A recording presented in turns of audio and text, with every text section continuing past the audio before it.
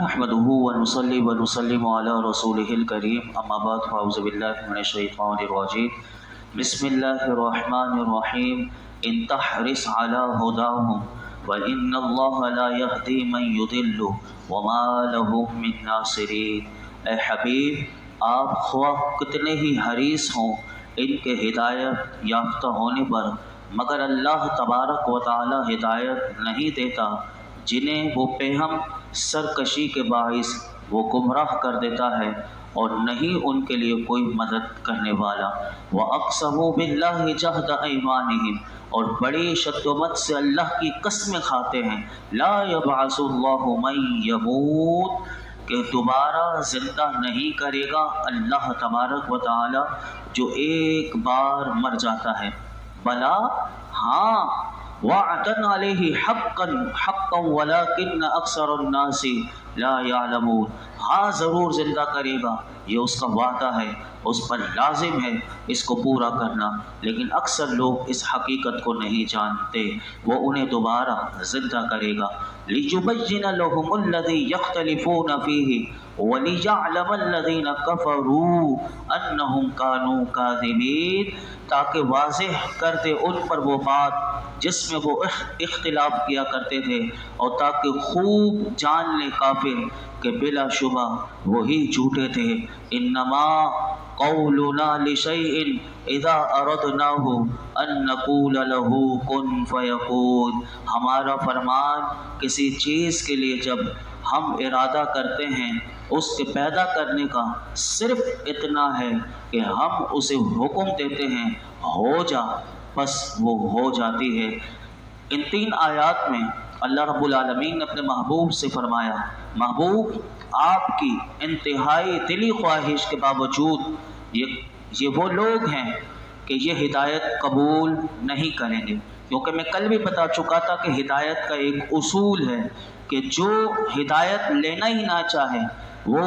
نافرمانی مسلسل کرتا رہے، اسے ہدایت کبھی بھی نہیں ملتی۔ تو اس آیت میں بتا دیا کہ وہ محبوب یہ لوگ ہدایت قبول نہیں کر سکتے کہ جن کی پیہم سرکشیوں کی وجہ سے، ان کی نافرمانیوں کی وجہ سے نور حق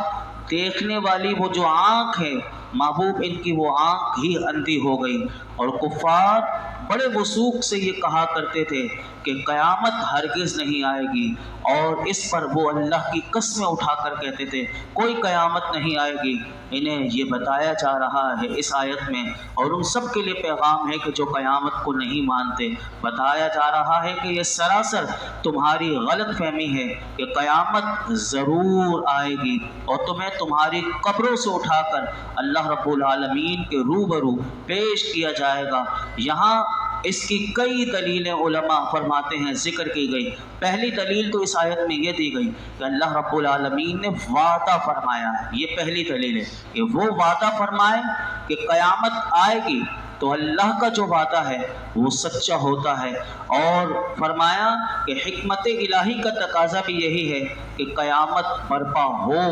اور اس دنیا میں تو ہر فرقے والا، ہر شخص اس بات کا مدعی ہے کہ حق پر صرف وہی ہے، یہاں تک کہ وہ لوگ کہ جو اللہ کو مانتے ہی نہیں یا سینکڑوں ہزاروں بتوں کو اس کا شریک ٹھہراتے ہیں، وہ بھی یہ سمجھتے ہیں کہ حق کے اجارہ دار وہی ہیں۔ تو دنیا میں تو ان کا تصفیہ نہیں ہو سکتا، دنیا میں تو ان کا فیصلہ نہیں ہو سکتا، اس لیے کوئی ایسا ایک دن تو ضرور ہو جانا چاہیے کہ جب اللہ بتائے کہ حق کیا تھا، باطل کیا تھا، یہاں تک کہ باطل کے علم بردار بھی اس دن، وہ دن جو آئے گا قیامت کا، تو فرمایا وہ تسلیم کر لیں گے کہ وہ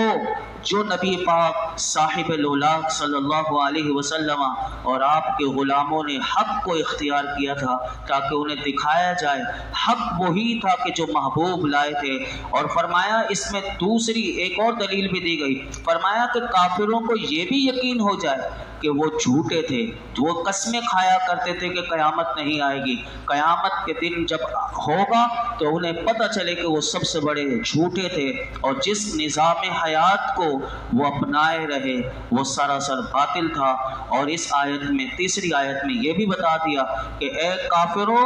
تم وقوع قیامت کے لیے اس لیے ممکن ہو کہ تم سمجھتے ہو کہ یہ ناممکن ہے؟ انہیں بتا دیا گیا کہ قیامت برپا کرنے والا اے کافرو تم جیسا کوئی انسان نہیں ہے کہ جس کا علم بھی ادھورا ہو اور قدرت بھی ناقص ہو، بلکہ قیامت کو لانے والا، اس کو وقوع کرنے والا، فرمایا وہ خداوند ذوالجلال ہے کہ جس کا حکم ہوگا، جو ہر چیز پر قادر ہے، اور صرف وہ تو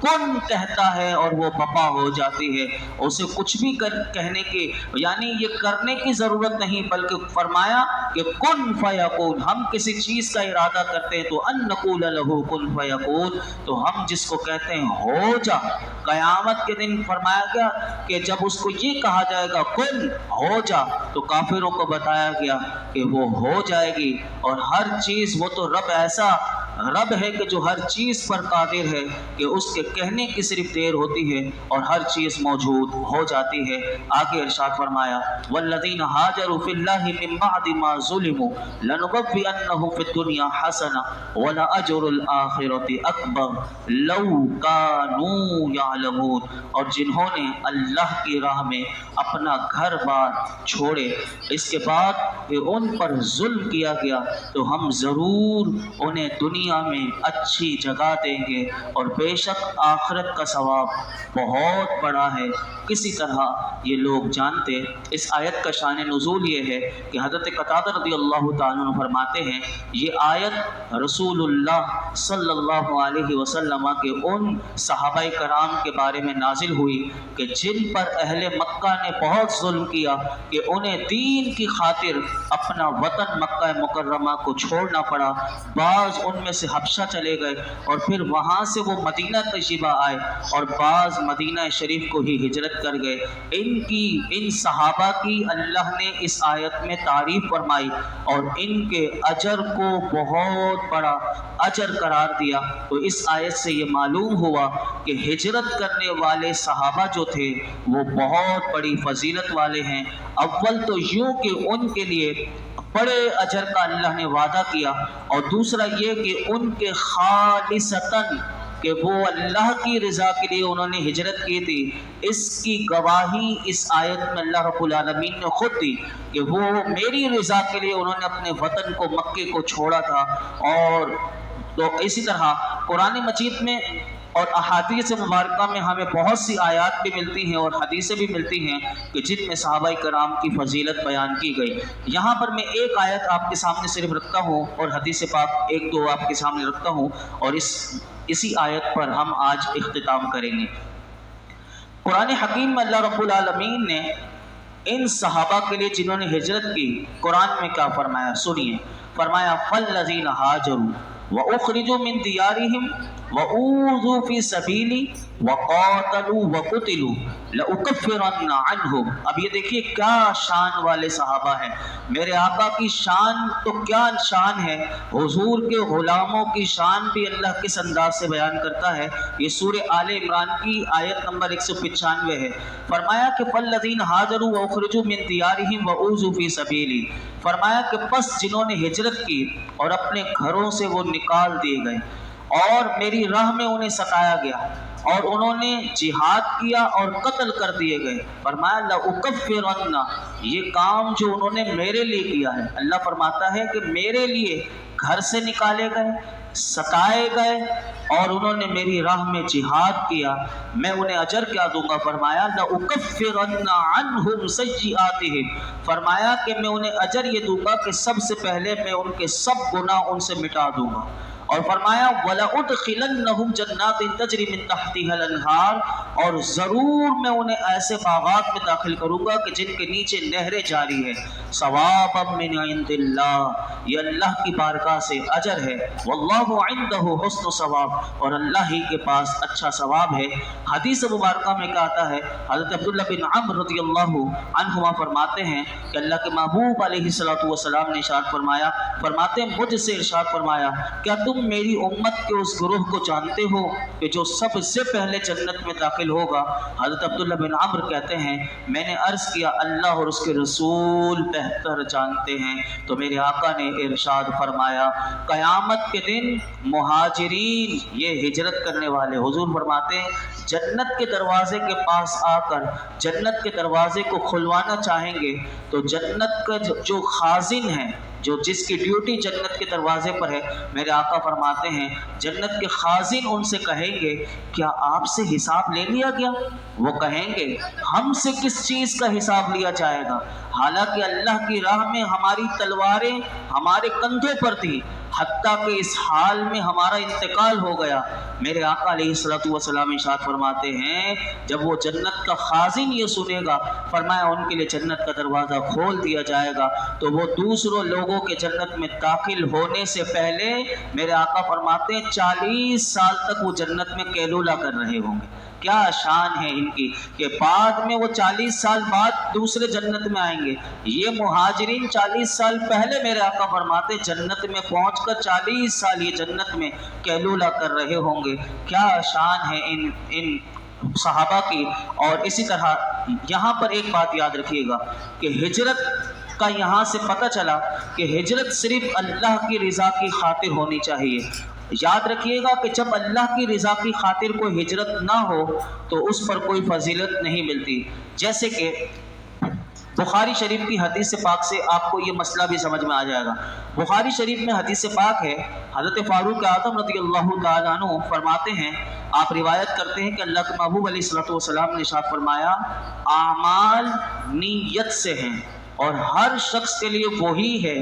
جو اس نے نیت کی۔ جس نے ہجرت کی اللہ اور اس کے رسول کی طرف تو اس کی ہجرت اللہ اور اس کے رسول کی طرف ہے، اور جس کی ہجرت دنیا حاصل کرنے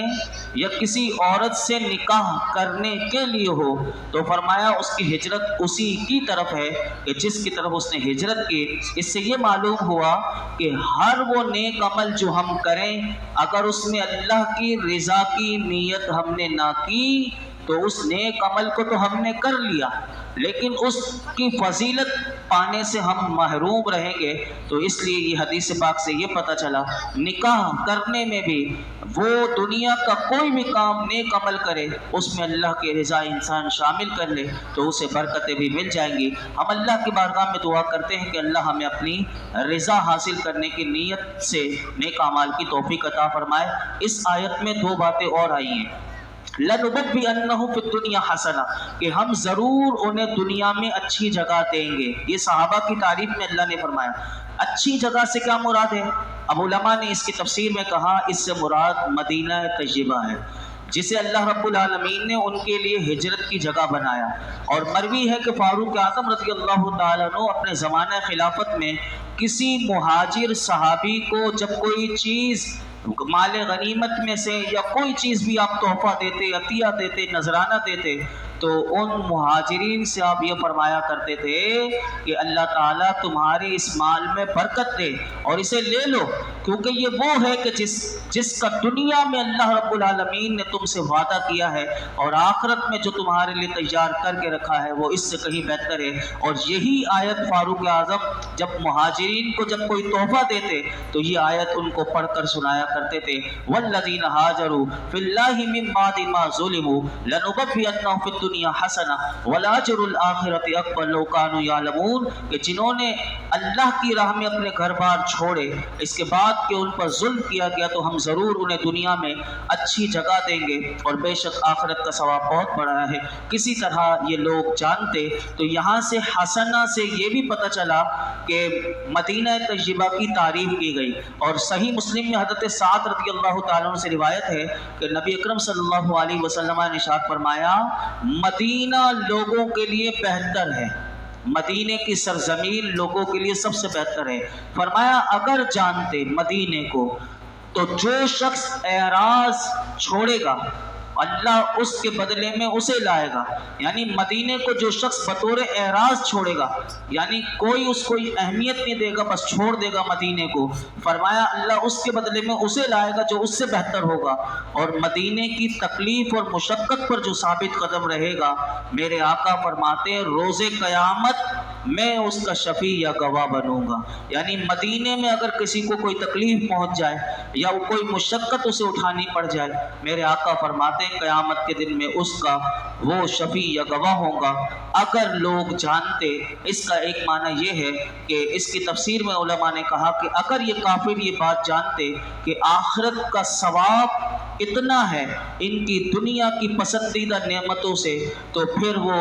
آخرت کی طرف زیادہ راغب ہوتے، وہ دنیا کی طرف نہ آتے۔ دوسرا معنی یہ کیا گیا کہ اگر مہاجرین کو معلوم ہو جائے کہ اللہ رب العالمین نے ان مہاجرین کے لیے آخرت میں کتنی بڑی نعمتیں تیار کر کے رکھی ہیں کہ جو دنیا میں مہاجرین صحابہ کو تکلیفیں اور اذیتیں پہنچی ان پر صبر کرنے کی اور زیادہ کوشش کرتے۔ اور تیسرا معنی یہ کیا گیا کہ جو لوگ ہجرت کرنے سے رہ گئے، اگر وہ جانتے کہ ہجرت کا کتنا اجر ہے تو وہ بھی ہجرت کرنے والوں کے ساتھ ہو جاتے۔ تو یہاں سے یہ پتہ چلا کہ اللہ کے محبوب کے صحابہ کی بھی کیا شان ہے، اور جو دین کے لیے اپنا وقت نکالتے ہیں، دین کے لیے قربانی دیتے ہیں، اللہ ان کے اجر کو ضائع نہیں کرتا۔ آپ جو قرآن سیکھنے کے لیے اور سمجھنے کے لیے یہاں بیٹھتے ہیں، یہ بھی بہت بڑی بات ہے۔ ہر ایک کے بس کی بات نہیں ہوتی کہ وہ قرآن کو سمجھ سکے اور اس کے لیے بیٹھ سکے۔ ہم آج دیکھتے ہیں کہ لوگ جمعے کے دن بھی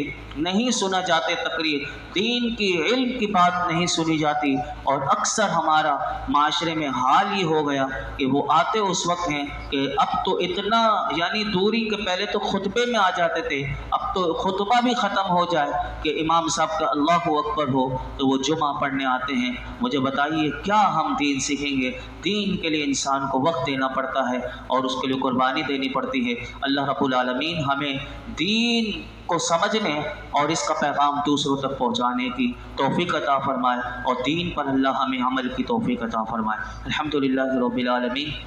والصلاة والسلام علی سید الانبیاء والمرسلین